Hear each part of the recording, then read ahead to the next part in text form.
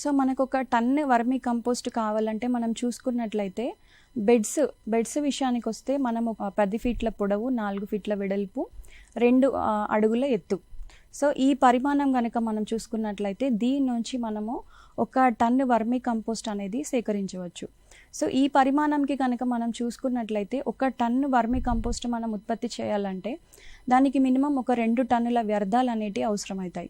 So ఈ 2 టన్నుల వ్యర్థంలో పశువుల పేడ అలాగే పంట అవశేషాలు, పశువుల పేడ ఒక టన్ను తీసుకుంటే అలాగే వ్యర్థాలు కూడా ఒక 1/2 టన్ను నుంచి టన్ను వరకు మనకు పంట వ్యర్థాలు అనేటివి అవసరమవుతాయి.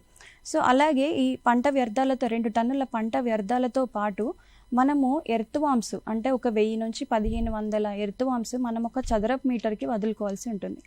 అంటే ఈచ్ అండ్ ఎవ్రీ బెడ్లో కూడా మనం 2 నుంచి 3 కేజీల ఈ వానపాములను అనేటివి విడుదల చేయడం అనేది జరుగుతుంది. సో మనం ఈ 1 టన్ను వర్మీ కంపోస్ట్ ఉత్పత్తి చేయాలంటే మనకి వానపాములు అంటే మనం ఇప్పుడు కేజీ వానపాములు చూసుకుంటే 150 రూపాయల నుంచి 170 రూపాయల వరకు ఫార్మర్కి అందిస్తున్నారు. సో ఇలా మనము పశువుల పేడని, పంట వ్యర్థాలని, అలాగే వానపాములను ఇవన్నిటిని సేకరించినట్లయితే మనకి ఈ 10×4 ఈ పరిమాణం గల బెడ్కి మనకు 1 టన్ను వర్మీ కంపోస్ట్ అనేది ఉత్పత్తి అవ్వడం అనేది జరుగుతుంది.